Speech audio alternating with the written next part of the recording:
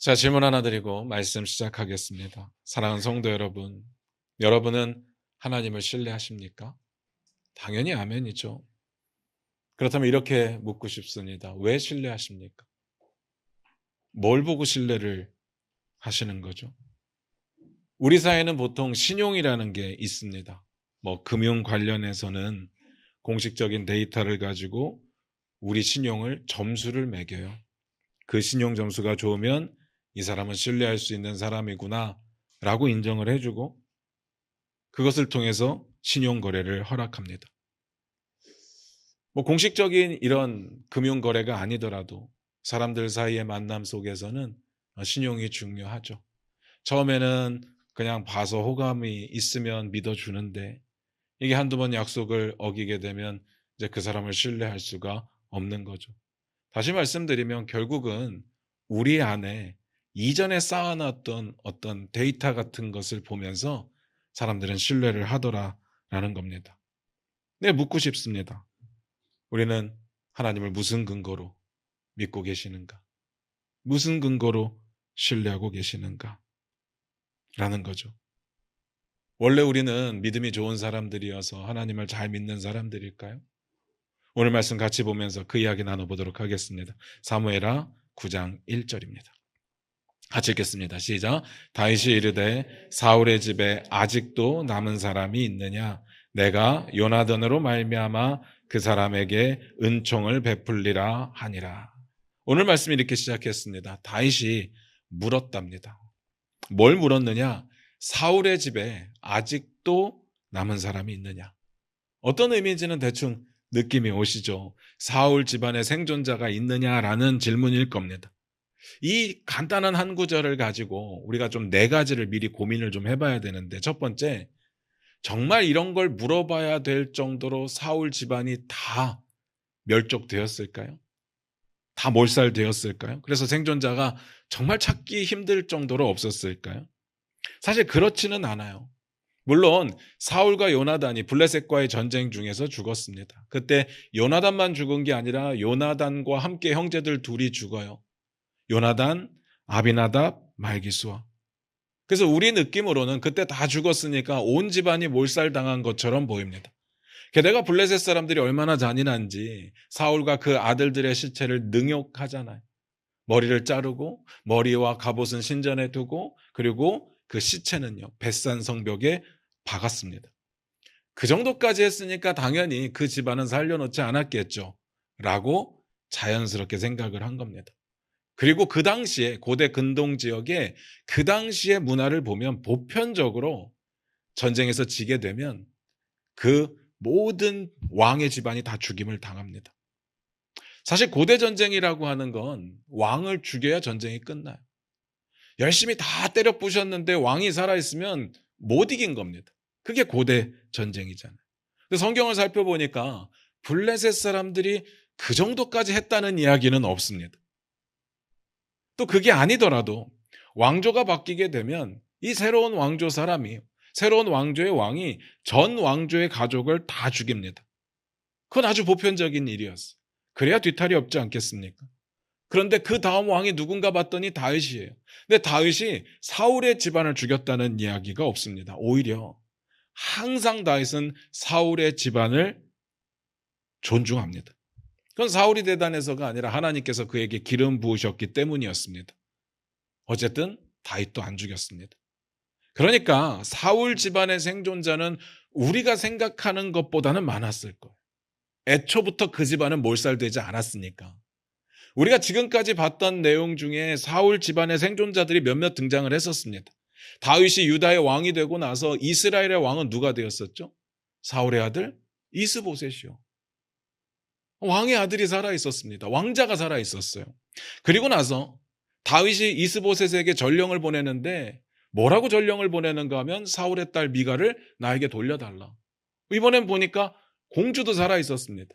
한번 생각을 해보세요. 왕자와 공주가 살아 있습니다. 누군가가 적대적인 마음을 가지고 한 집안을 몰살시킨다라고 할 때 누구부터 죽이겠습니까?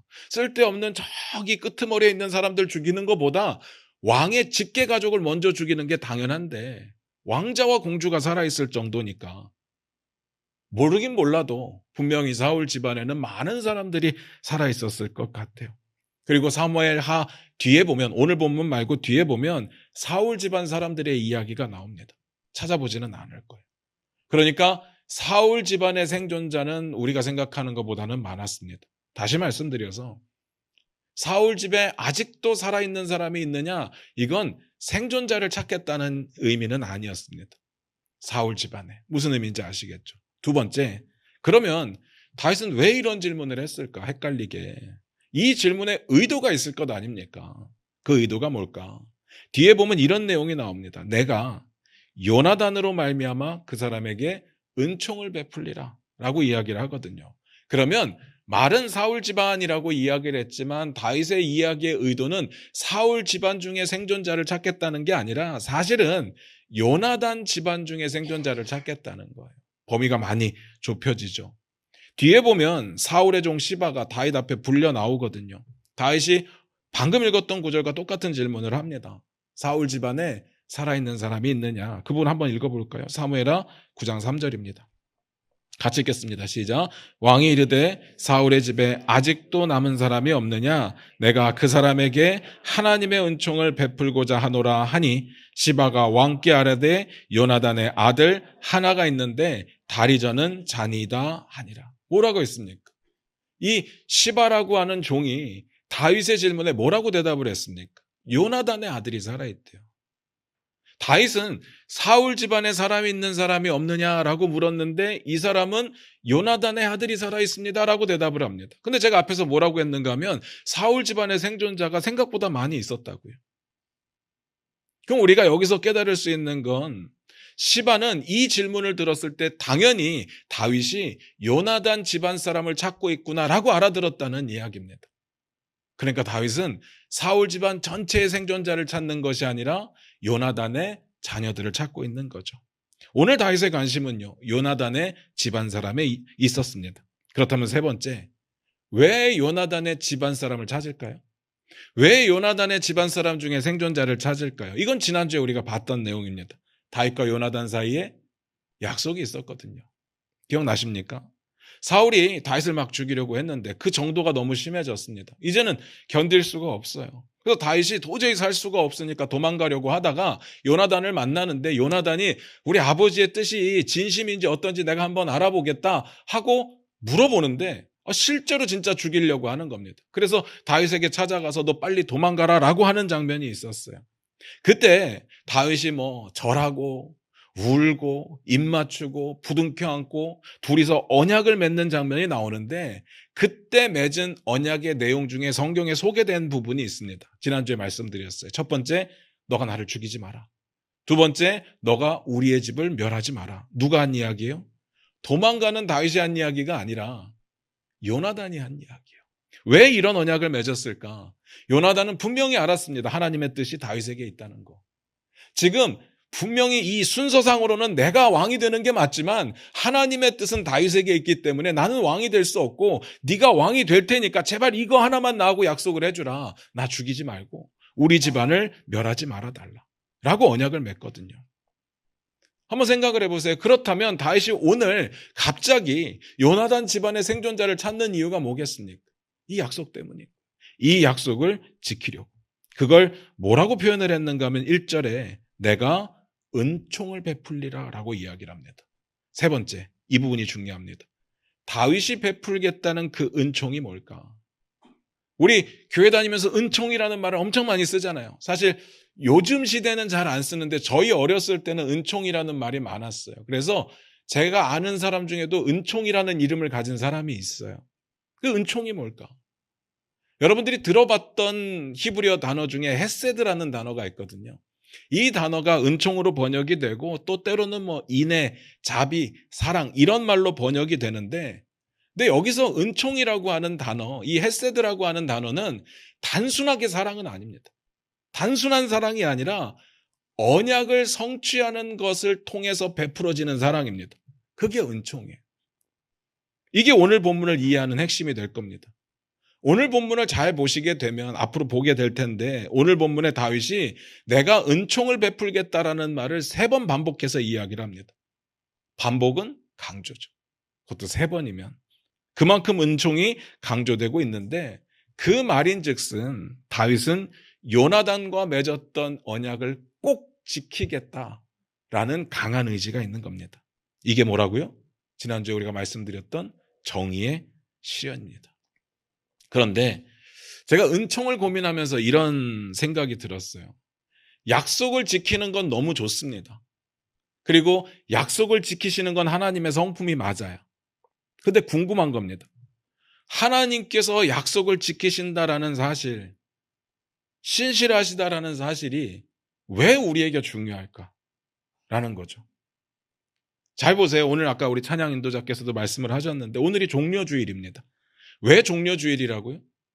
예수님께서 우리를 대신해서 십자가에 죽으시기 위해서 마지막으로 예루살렘 성에 입성하실 때 사람들이 종려나무가지를 흔들었다고 해서 종려주일입니다. 여기까지는 다 아시는 내용이잖아요. 근데 제가 말씀드리고 싶은 건 성경은 이 장면을 묘사하는데 솔직히 말씀드리면 종려나무가지에 포인트를 두지 않았다라는 겁니다. 거기에 강조점이 없어요. 뭘 강조하느냐? 이건 한번 찾아봐야 돼요. 마태복음 21장 4절 5절입니다. 우리 화면 보시면서 같이 읽겠습니다. 같이 읽겠습니다. 시작. 이는 선지자를 통하여 하신 말씀을 이루려 하심이라 일렀으되 시온 딸에게 이르기를 내 왕이 내게 임하나니 그는 겸손하여 나귀 곧 멍에 매는 짐승의 새끼를 탔도다 하라 하였느니라. 잘 보세요. 예수님의 예루살렘 입성의 가장 큰 포인트는 뭔가 하면 누가 봐도 종려나무가 아니라 나귀 새끼입니다. 나귀 새끼예요. 선지자를 통해서 이미 말씀하셨던 내용이 뭔가 하면 너희의 왕은 나귀 새끼를 타고 들어올 거야 라는 겁니다. 그래서 예수님께서 그 말을 이루시려고 나귀 새끼를 타셨다라고 증언을 하고 있는 거죠. 여기서 포인트가 뭔지는 아시겠죠. 저는 이런 글을 읽을 때마다 늘 궁금한 거예요. 꼭 그렇게 하나님께서 구약의 예언대로 하셨어야 했을까라는 거죠. 원래는 나귀 새끼를 타려고 예언을 했는데 시간이 지나고 나니까 낙타를 타고 가는 것도 괜찮지 않을까라고 생각할 수도 있는 거잖아요. 제 입장에서는 그래요. 우리 입장에서 우리를 구원하시는 게 구약의 예언이 안 되었다 하더라도 저는 이루어지면 감사할 것 같아요. 제 입장에서는 그래요. 원래 구원할 마음이 전혀 없으셨어요. 그리고 죄인들을 다 죽이고 싶은 마음밖에는 없으셨어요. 근데 그날 무슨 좋은 일이 있었는지 하나님의 마음이 바뀌어서 아니야 얘들 다 살려야 되겠다 이렇게 하셨어도 저는 기쁠 것 같아요. 어쨌든 살았으니까. 나 같은 것을 구원해 주신 것이 얼마나 큰 은혜입니까? 저는 그렇게 생각해요. 근데 성경은 그렇지 않은가 봐요. 이걸 엄청 강조합니다. 선지자를 통하여 하신 말씀을 이루려 하셨다. 이런 종류의 말들이 예수님의 사역 가운데 수도 없이 등장을 하거든요. 엄청 많습니다. 왜 그러셨을까? 왜 그 말을 꼭 이루려고 하셨을까? 제가 이번 주 설교를 준비하면서 고민을 많이 해봤거든요. 제가 앞에서 말씀드린 것처럼 그때그때 하나님 마음 내키시는 대로 죽이고 싶은 사람 죽였다가 오늘은 좀 살리자 이렇게 해도 나는 기쁠 것 같은데 내가 살았으면 만약에 하나님께서 마음대로 그렇게 하시면 어떤 일이 벌어질까라는 거죠. 일단 그렇게 하셔도 하나님께는 문제가 없습니다. 하나님 왕이시잖아요. 하나님은 창조주이시고 하나님은 통치자이십니다. 하나님의 거예요. 하나님의 마음대로 하셔도 누구도 뭘 할 사람이 없습니다. 질서를 만드신 분이 하나님이시고 하나님이 일하시는 방식이 곧 질서가 돼요. 그렇다면 왜 약속을 지키신다라는 이야기를 그토록 강조하시는 걸까? 안 지키셔도 될 텐데 누가 뭘 할 사람이 없는데 뭐가 그렇게 강조할 내용일까? 이유는 간단해요. 우리가 안 돼요. 우리가 안 됩니다. 하나님이 그렇게 하시면 우리가 힘들어져요. 예측이 안 되잖아요. 그럼 불안해집니다. 그럼 믿지 못해요. 신뢰할 수가 없다는 겁니다. 왜요? 우린 의심이 많거든요. 못 믿어요. 우리 때문에 그런 없던 속성을 만드셨다 그런 이야기가 아니에요. 하나님 원래 신실하신 분인데 하나님의 신실하심을 성경은 왜 그렇게 강조하느냐라는 부분에서 말씀을 드리는 겁니다. 하나밖에 없는 독생자 예수 그리스도를 통해서 우리 죄를 사하실 계획을 태초부터 세우셨어요. 태초에 세우셨던 그 계획을 점진적으로 계속 강조해서 선지자들을 통해서 예언을 하셨습니다. 그리고 하나님이 생각하셨던 때가 되었을 때 하나밖에 없는 아들을 이 땅에 보내셨어요. 그리고 십자가에 죽게 하셨습니다. 그렇게 약속을 성취하셨거든요. 그렇게 우리를 구원하셨습니다. 근데 이 과정 가운데 하나님은 한 번도 마음을 바꾸신 적이 없어요. 그리고 그렇게 성취되었다는 이야기를 엄청 하십니다. 이유가 뭘까? 이유는 간단해요. 의심 많은 우리가 하나님을 신뢰할 수 있도록. 만약에 우리가 그런 과정이 없이 하나님께서 갑자기 그냥 딱 나타나셔서 너를 위해 죽는 거야 라고 말씀하시고 죽으신다면 누가 믿을 수 있을까? 절대로 못 믿을 겁니다. 아니, 창조주가 날 위해서 죽는다고 누가 믿겠습니까? 그걸 어떻게 받아들입니까? 우리에게는 그런 속성이 없어요. 우린 죄인이니까. 기본적으로 의심합니다. 잘 생각하셔야 돼요. 우리가 너무 좋은 사람들이라서 믿음 생활을 하고 있는 게 아닙니다. 하나님께서 의심 많은 사람들에게 이런 배려를 하시니까, 성경을 통해서 신실하심을 계속 증명해 주시니까 그분을 믿을 수 있구나 하고 살아가는 겁니다. 만약에 그때그때 하나님께서 마음을 바꾸신다면 하나님 그러셔도 되지만 우리에게는 이런 의심이 생길 겁니다. 하나님의 마음이 또 바뀌면 어떡하지? 아니, 신약 성경이 쓰여진 게 2000년 전 이야기인데 그 2000년 동안 무슨 일이 있었을지 어떻게 알아? 나를 구원하신다고 말했지만 지금 와서는 그 마음이 바뀌었으면 어떡하지? 또 내가 예수 믿고 구원받았다는 사실을 어떻게 확신할 수 있지? 그 상황에 또 바뀌면 어떡하지? 내 구원을 빼앗기면 어떡하지? 그렇게 의심하게 되고 그렇게 불안해지겠죠. 그러면 자꾸 하나님의 말씀을 대언한다는 거짓 선지자들을 찾아가는 겁니다. 신뢰라는 건 그런 거예요. 일관성이 있어야 신뢰를 하게 됩니다.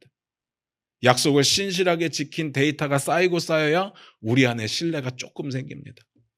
우리 인간들은 그렇게 할 수밖에 없어요. 의심이 많거든요.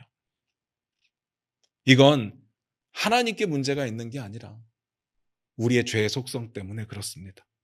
내가 믿을 만하지 못하니까. 남도 믿을 만하지 못하다라고 생각하는 거죠. 제가 부끄러운 고백을 하나 하려고 합니다. 지난 12월에 이 통장 잔고가 좀 모자라서 매달 갚아야 되는 대출금을 한 500원 정도를 못 갚았어요. 몰랐습니다. 당연히 그 정도 돈이 되는 줄 알고 있었는데 정확한 액수는 하지만 한 500원 정도. 그리고 이제 한 달이 지나고 갚으라는 연락이 왔더라고요. 그깟 500원 얼마든지 바로 보낼 수 있잖아요. 갚았습니다. 아무 문제가 안 될 거라고 생각을 했어요. 큰 금액은 아니니까. 근데 이제 이번 달에 와서 이제 다시 대출을 받으려고 하는데 신용 점수는 굉장히 높은데 대출이 안 된다는 거예요. 이상하잖아요. 대출 금액도 얼마 없는데 왜 안 되는지를 계속 찾다 보니까 그 500원 때문이더라고요. 그 500원 때문에 대출이 안 된대. 한 3개월에서 6개월 정도를 지켜보겠다는 겁니다. 그리고 네가 믿을 만한 사람인지를 보겠대요. 꼴랑 500원 때문에. 그냥 은행 입장에서 생각해보면 그런 것 같아요. 그게 10원이든 1억이든 약속을 안 지키는 사람인 거예요. 제 신용을 한번 의심해 보겠다는 겁니다. 6개월 정도를 유예하고 쳐다보겠다라는 겁니다. 잘 갚는 사람인지, 믿을 만한 사람인 건지, 그게 실수였는지. 이게 기본적인 인간의 속성이에요. 못 믿습니다. 여러분 아닐 것 같으세요? 여러분 은행 가서 한번 해보세요. 돈 좀 빌려주세요. 한 1억만 빌려주세요. 규제 없다고 치고. 여러분 가서 그렇게 말씀해 보세요. 저 못 믿어요? 저 꼭 갚아요. 1억만 빌려주세요. 빌려줄까요? 안 빌려줘요. 빌려줄 수 있는 사람도 있겠죠. 대신에 엄청 뭔가를 요구할 겁니다. 엄청 서류를 요구할 거고 엄청 증명을 요구할 거예요. 물론 요즘에는 앱이 있어가지고 간단하게 조사가 되지만 그렇다고 해서 없는 건 아니에요. 까다롭게 조사를 합니다. 그리고 나서도 우리 재산 수준과 그리고 월급 받는 금액에 맞춰서 그 한도 내에서 빌려줄 거예요. 게다가 규제까지 있으면 100%도 안 됩니다. 그러니까 저건 그렇게 생각을 합니다. 하나님께서 계속 하나님의 약속을 말씀하시는 이유, 그리고 하나님께서 계속 약속을 지키신 것에 대해서 말씀하시는 이유, 그건 생색내시려는 게 아니라 의심 많은 우리에게 일부러 보여주시는 거구나. 확인시켜 주시려고. 이유가 뭘까요?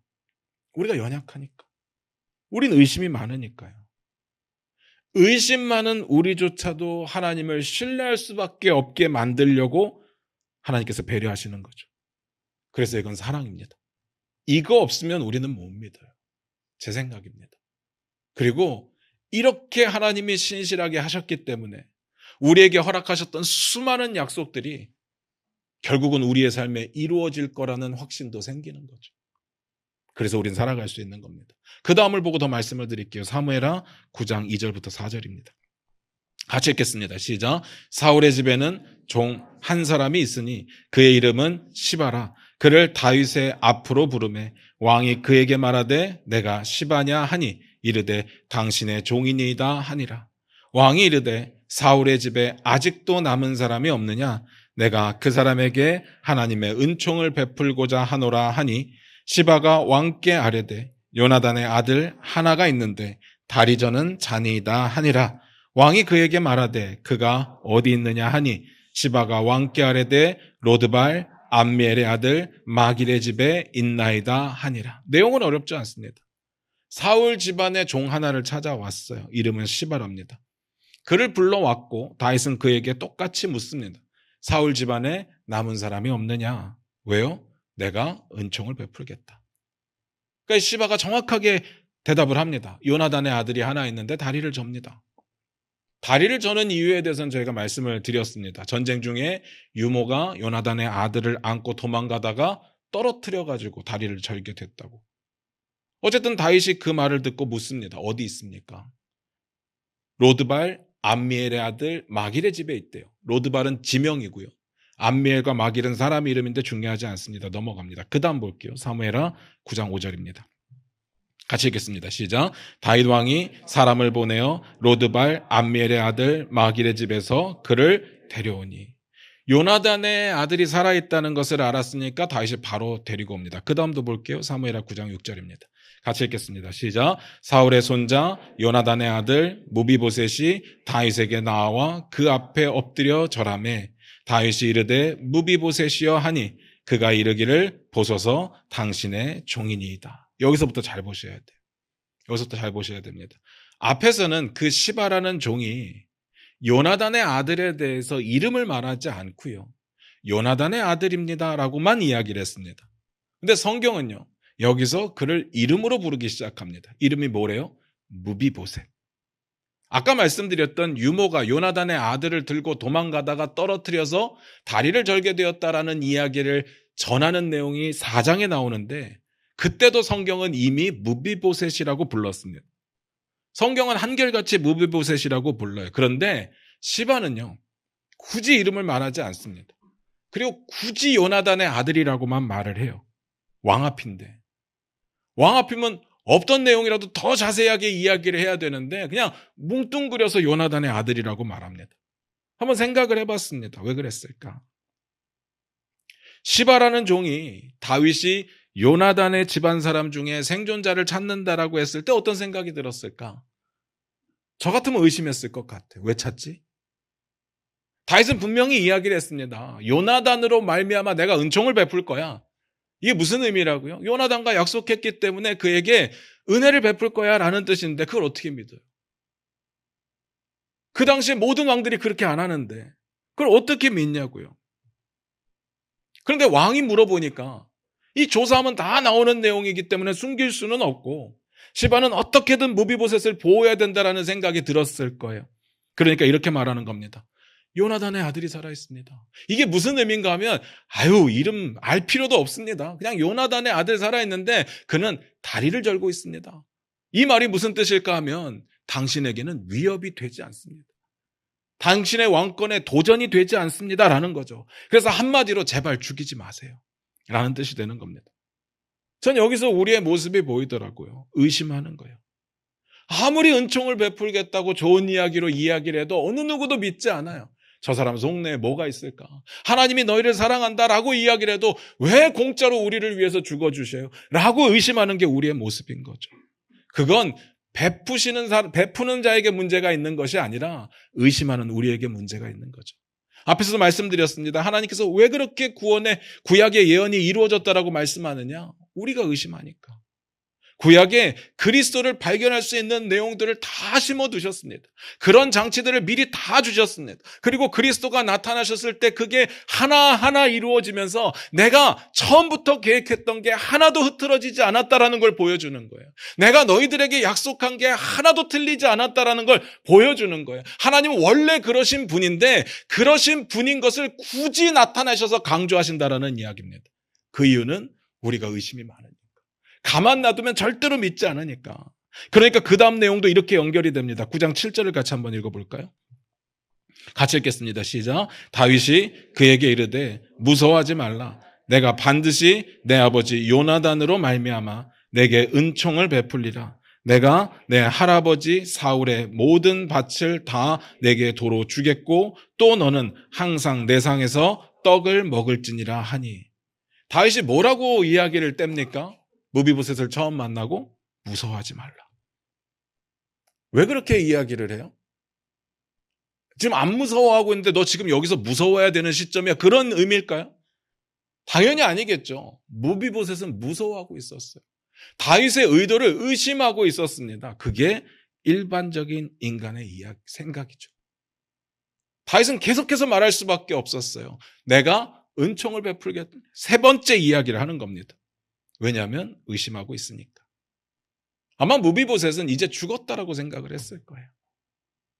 그래서 다윗은요, 죽일 의도가 없고 내 은총이 사실이라는 사실에 대해서 요나단과의 언약을 이야기하고 그에게 은혜를 베풀겠다고 이야기합니다. 은총을 베풀겠대요. 어떤 은총이냐? 사울의 모든 땅을 다시 돌려주고 너는 내 상에서 나와 함께 밥을 먹을 거다. 그래서 두 가지 말씀드리고 싶어요. 첫 번째, 사울은 왕이잖아요. 그렇다면 그의 땅은 어마어마했을 겁니다. 뒤에 보면 이런 내용이 나옵니다. 사무엘하 9장 10절이에요. 같이 한번 읽겠습니다. 같이 읽습니다. 시작. 너와 내 아들들과 내 종들은 그를 위하여 땅을 갈고 거두어 내 주인의 아들에게 양식을 대주어 먹게 하라. 그러나 내 주인의 아들 무비보셋은 항상 내 상에서 떡을 먹으리라 하니라. 시바는 아들이 15명이요 종이 20명이라. 다윗이 한 이야기가 뭔가 하면 시바가 원래 사울의 종이었는데 사울이 죽었잖아요. 이제 무비보셋의 종이 되래요. 너뿐만이 아니라 너의 아들들도, 너가 데리고 있는 모든 종들도. 근데 맨 마지막에 보니까 시바의 아들이 15명, 종이 20명. 최소 그 정도는 돼야 관리할 수 있는 땅을 돌려줬다라는 이야기입니다. 어마어마하죠. 그리고 그 다음 내용이 뭐예요? 내 상에서 함께 먹을 거다. 뒤에 보면 이런 내용이 나옵니다. 사무엘하 9장 11절입니다. 같이 읽겠습니다. 시작. 시바가 왕께 아뢰되 내 주 왕께서 모든 일을 종에게 명령하신 대로 종이 준행하겠나이다 하니라.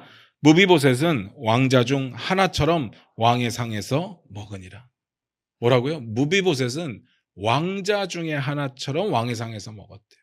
그러니까 다시 말씀드리면 다윗이 무비보셋을 너 나와 함께 식탁에서 밥 먹을 거야 라고 말했던 의미는 왕자로 대우하겠다라는 거예요. 어마어마하죠. 어마어마한 은총입니다. 그런데 여기서 중요한 건 이 은총이 어마어마해서 중요한 게 아니에요. 이 무비보셋이 정말 죽어 지내다가 숨어 지내다가 갑자기 로또 맞은 것처럼 다 얻게 되어서 중요한 게 아닙니다. 성경이 말하고 싶은 게 뭐냐? 이 은총이라고 말하는 게 뭐냐? 이 은총은 결국 약속의 성취이고 그 다음은 이 은총은 결국 회복에 초점이 맞춰져 있다는 거예요.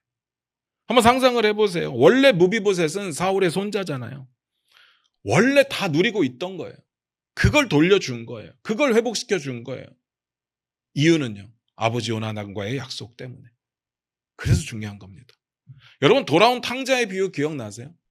둘째 아들이 아버지에게 유산으로 물려받을 거 미리 달라고 해갖고 밖으로 나가잖아요. 허랑방탕하게 금방 다 써버리고 이제 도저히 먹을 것이 없으니까 아버지께로 돌아가잖아요. 그때 아버지가 아들을 보고 뭐라고 했는지 기억나십니까? 누가복음 15장 22절인데 우리 화면 보시면서 같이 읽을게요.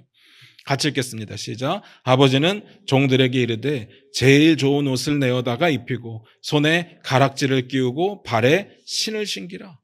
여기서 포인트는 좋은 옷이 아닙니다. 비싼 반지가 아니에요. 그 반지에 뭐가 박혔는지가 아닙니다. 어떤 신발을 신었는지가 아니에요. 이 모든 것들은 옛날에 둘째 아들이 누렸던 그 모든 것들을 다시 회복시켜 주었다라는 뜻입니다. 왜요? 아들이니까. 아버지와 아들의 관계는 기본적으로 그런 약속이 되어 있으니까. 다윗이 한 게 그거였습니다. 그렇다면 하나님께서 우리에게 예수 그리스도를 통해서 하신 일이 뭘까요? 뭘 것 같습니까? 계획하시고 약속하시고 이루신 그 십자가 사건이 무엇일까요? 구원이잖아요. 그 구원은 뭐냐? 결국 하나님과 깨어졌던 관계가 다시 회복되는 겁니다. 영원히. 그렇게 구약을 통해서 약속을 하셨거든요. 말씀을 마무리 지을게요. 다윗이 요나단으로 말미암아 은총을 베푼다라는 말을 계속했습니다. 처음엔 자기 신하들에게 이야기를 했고 시바라는 종 앞에서 이야기를 했고 그리고 무비보셋을 찾아왔을 때도 이야기를 했습니다. 왜냐? 의심하니까. 근데 이거 아셔야 돼요. 이렇게까지 하나님도 다윗처럼 하시는 이유가 뭘까? 결국은요. 의심 많은 우리와 하나님과의 관계가 회복되기를 원하시니까. 하나님이 우리를 향해서 그렇게 약속을 지키시는 이유는 원래 없던 성품을 우리 때문에 만들어낸 게 아니라 우리가 좀, 의심 많은 우리가 좀, 죄 때문에 믿지 못하는 우리가 좀 하나님의 약속을 통해서 믿기를 원하시기 때문에. 다시 말해서 하나님을 제대로 알게 하시려고. 그리고 아들의 권리를 회복시켜 주시려고. 포인트는 거기에 있는 겁니다. 사랑하는 성도 여러분, 하나님과의 관계가 회복되었다는 사실이 얼마나 대단한 건지를 여러분 아셔야 돼요. 우리가 아들이 되었다는 그 사실, 그게 얼마나 대단한지. 정말 역설적으로 우리가 믿지 못할 만큼, 우리가 의심이 될 수밖에 없을 만큼 이 사실은 어마어마한 겁니다. 그러지 않겠습니까? 근데 우리는 왜 하나님의 아들로 회복되었다는 사실, 하나님이 왕 되시고 그 백성이 되었다는 사실이 우리의 삶에 전혀 영향을 미치지 못할까? 왜 우리는 이 세상에서 계속 움츠러들어 살아가야 되는 걸까? 마치 아무 소망 없는 사람처럼 빨리 죽어서 천국 가고 싶다라는 이야기를 하며 살 수밖에 없을까? 왜냐하면 여전히 의심이 많으니까요. 여전히 의심이 많으니까요. 정말 중요한 건 이걸 믿는 자들은 누리면서 하는 거고요. 여전히 의심하는 자들은 누리지 못할 겁니다. 여러분에게 묻고 싶습니다. 우리들 가운데 여전히 의심하는 분이 계실까요? 하나님 이렇게 신실하신데 이렇게까지 약속을 지키시는 분이심을 보여주셨는데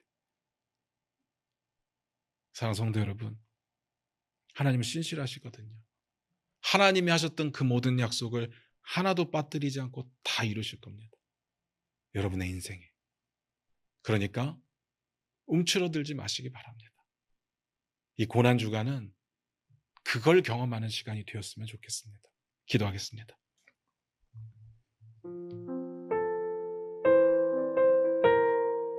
우리 반주 들으시면서 잠깐 한번 기도하기를 원합니다. 스스로 한번 질문해 보시기 바랍니다. 나는 잘 믿는 사람인가?